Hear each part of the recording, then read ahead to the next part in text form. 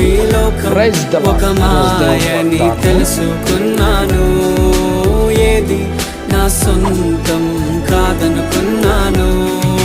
తప్పిపోయిన కుమారుని నేనైతే నా కొరకై నిరీక్షించే తండ్రి నా యేసు. తప్పిపోయిన కుమారుని నేనైతే నా కొరకై నిరీక్షించే తండ్రి నా యేసు. ఈ లోకమంతా నేను వెతకినా నాకు లేదయ్యా ఎక్కడా ఆనందం. నీ సన్నిధిలో ఒక్క క్షణం